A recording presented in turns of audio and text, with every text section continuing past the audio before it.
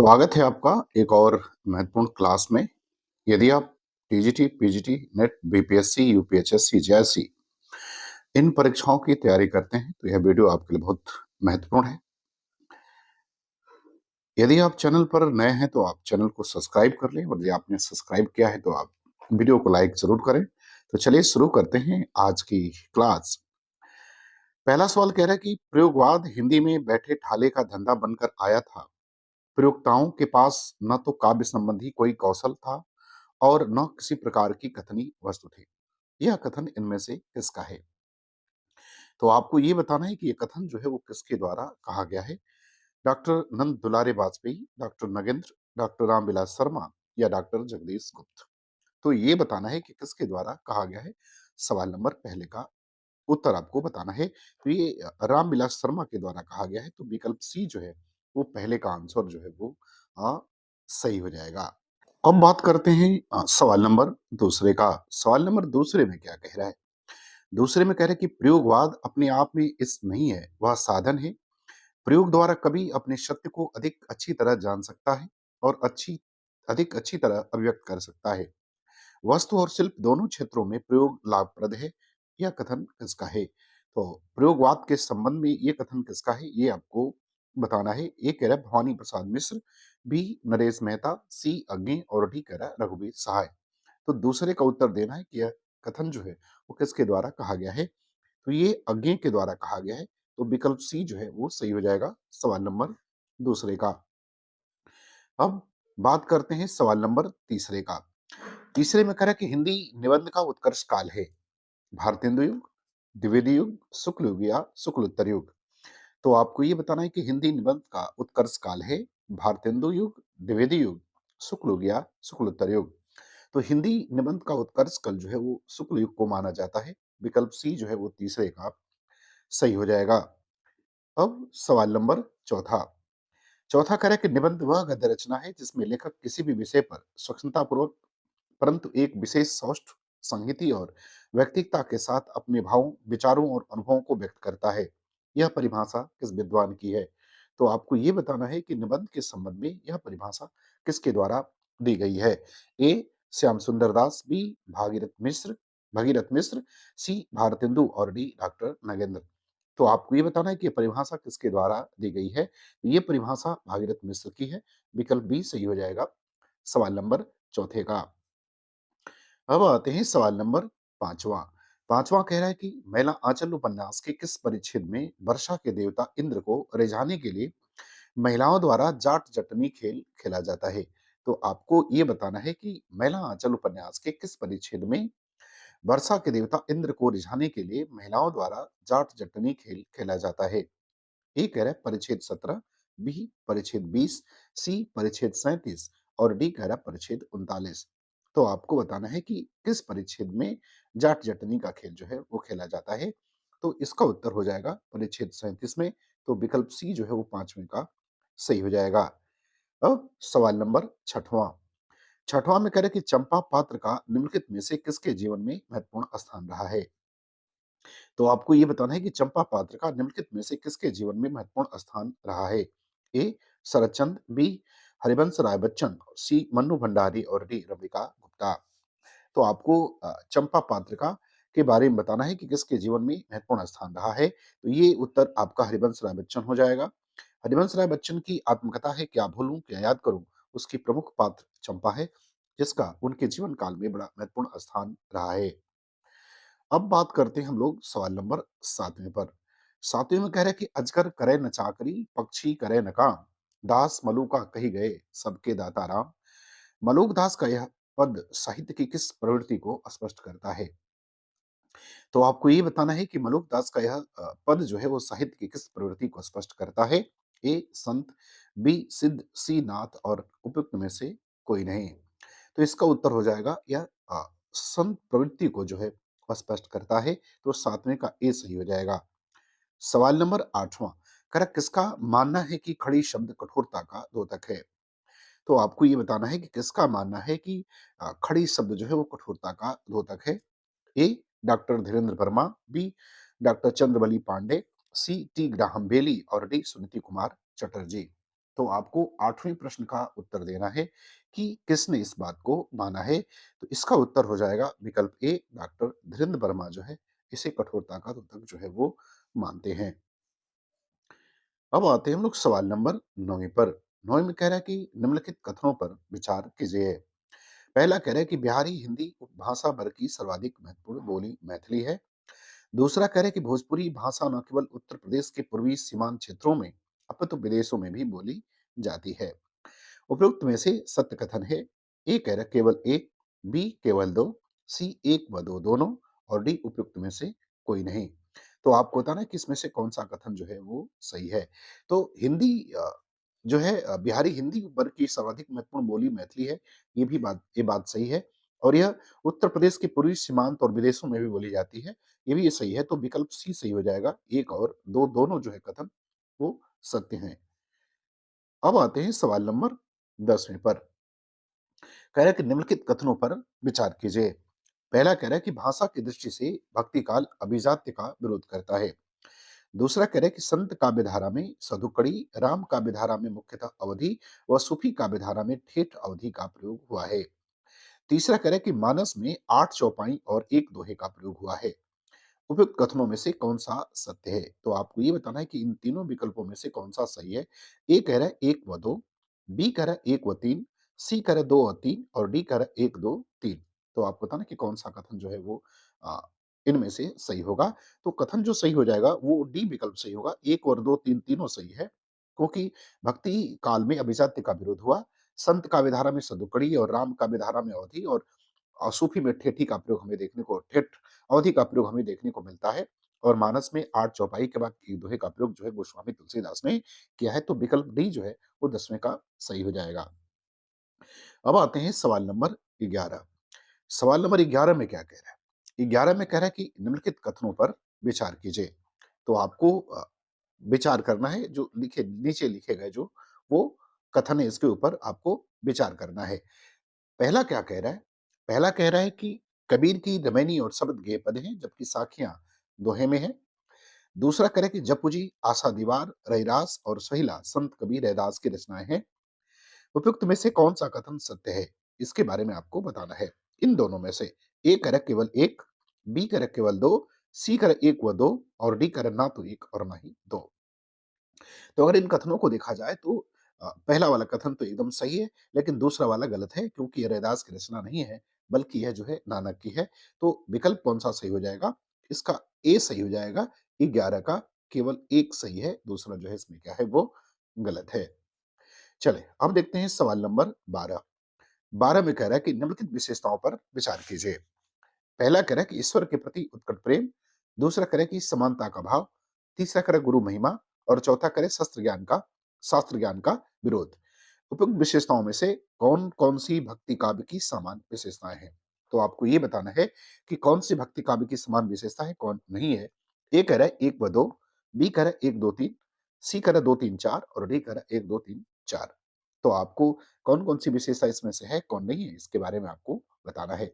तो अगर 12 का उत्तर देखा जाए, तो ईश्वर के प्रति उत्कट प्रेम, समानता का भाव, गुरु महिमा और शास्त्र ज्ञान का विरोध, ये सभी जो है हमें भक्ति काल में देखने को मिलता है।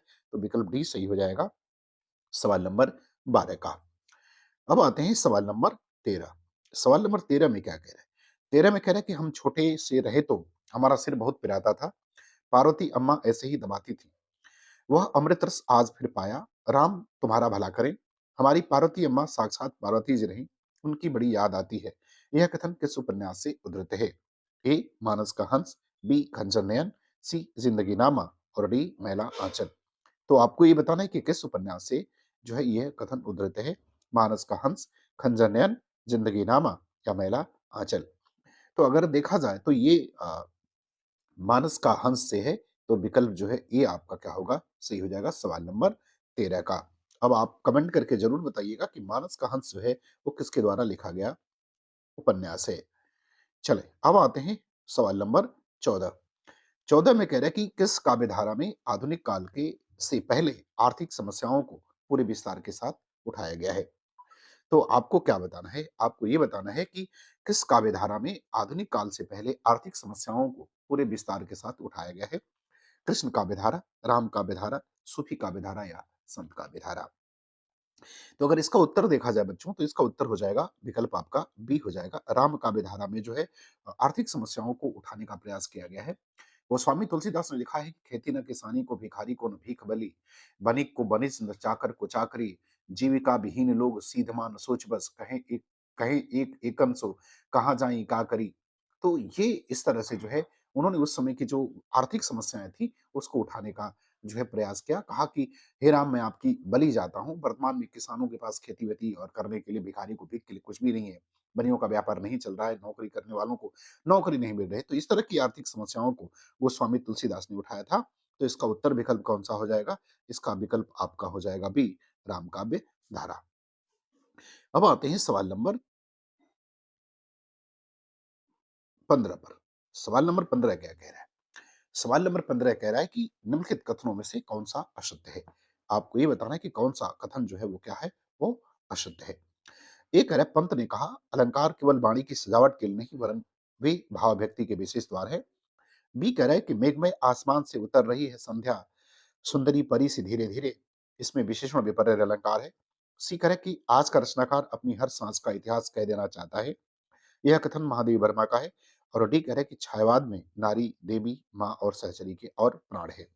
तो आपको बताना कि कौन सा कथन जो है इसमें से अशुद्ध है सवाल नंबर 15 में। तो इसका उत्तर अगर देखा जाए तो विकल्प बी जो है इसमें असत्य है, क्योंकि इसमें जो है वो विशेषण विपरीत अलंकार नहीं होगा बल्कि इसमें मानवीकरण अलंकार होगा, इसलिए यह विकल्प असत्य है। तो 15 का बी जो है वो उत्तर सही हो जाएगा। अब आते हैं सवाल नंबर 16 में। 16 में कह रहे हैं कि छायावाद के संदर्भ में निम्नलिखित कथनों पर विचार कीजिए। ये कह रहा है कि इनके द्वारा प्रयुक्त शब्दों में संगीतात्मकता के दर्शन भी होते हैं। और अ, दूसरा कह रहा है, पहला कह रहा है कि इनके द्वारा प्रयुक्त शब्दों में संगीतात्मकता के दर्शन भी होते हैं। और दूसरा कह रहा है कि छायावाद में लक्षणा शब्द शक्ति का प्रयोग हुआ है। अब आपको उपयुक्त में से कौन सा कथन सत्य है इसके बारे में बताना है।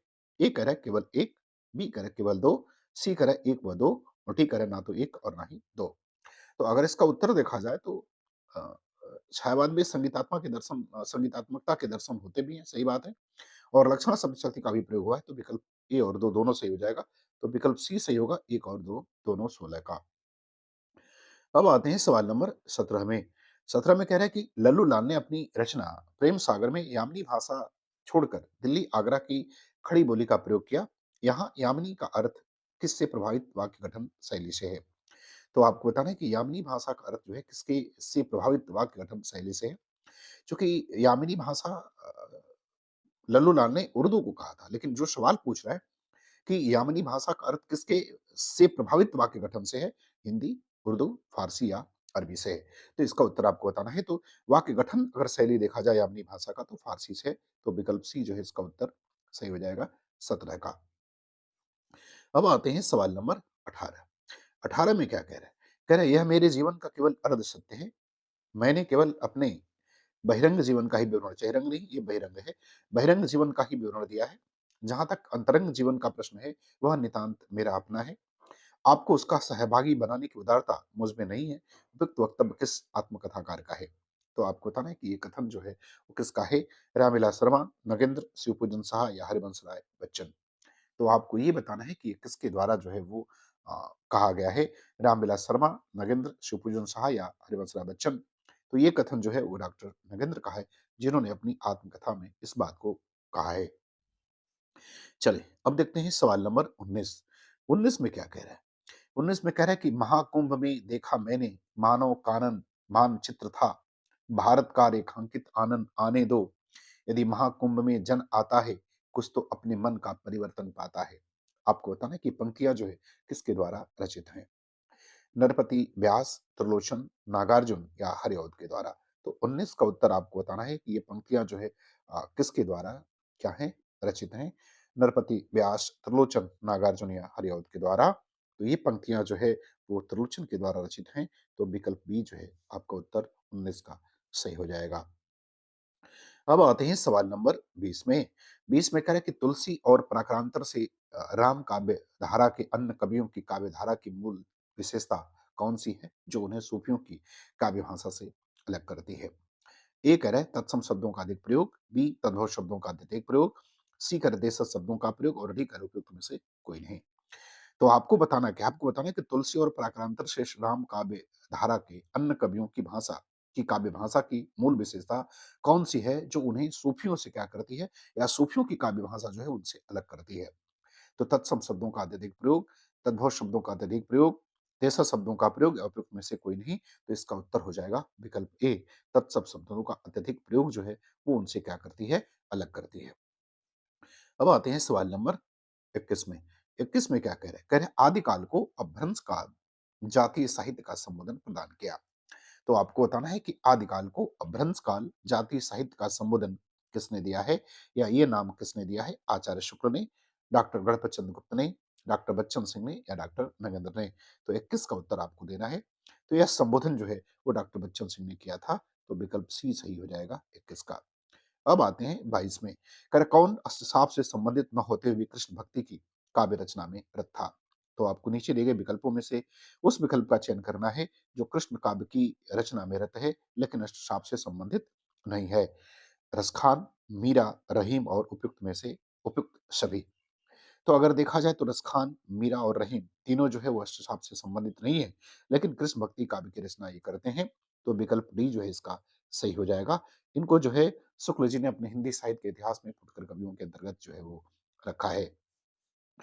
अब आते हैं सवाल नंबर 23 में। 23 में कह रहे कि जो उनके गुण नाहि और गुण भय कहाँ तय, बीज बिना तरु जमै मोहि, तुम कहो कहाँ तय। ये पंक्ति जो है किसके द्वारा रचित है? तो 23 में आपको बताना है कि पंक्ति किसके द्वारा रचित है?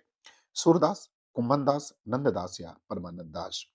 तो 23 में आपको बताना है कि पंक्तियाँ किसके द्वारा रचित हैं? तो ये नंददास के द्वारा रचित हैं। विकल्प सी जो है उत्तर 23 का सही हो जाएगा। अब आते हैं सवाल नंबर 24।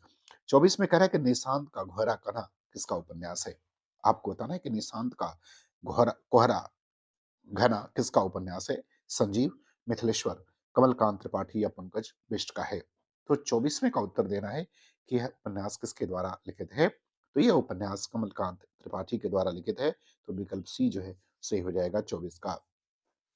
अब आते हैं सवाल नंबर 25 में। 25 में कह रहा है कि जन्म जन्म का बिछुड़ियां मिलियां, साथ की आती सूखा हरियां। ये पंक्ति किससे संबंधित है? तो आपको बताना है कि ये पंक्ति किससे संबंधित है? संत नामदेव, विष्णुदास, गुरु अर्जुन देव या सुधीर अग्रवाल से। तो 25वें का उत्तर बताना है कि पंक्ति का संबंध जो है वो किससे है? तो ये जो है गुरु अर्जुन देव से संबंधित है। विकल्प सी जो है इसका उत्तर सही हो जाएगा। तो मुझे उम्मीद है कि ये मेरी वीडियो आपको पसंद आएगी और आपको अच्छा लगे। तो आप चैनल को ज़रूर सब्सक्राइब कर लें। पूरा वीडियो देखने के लिए आपका धन्यवाद।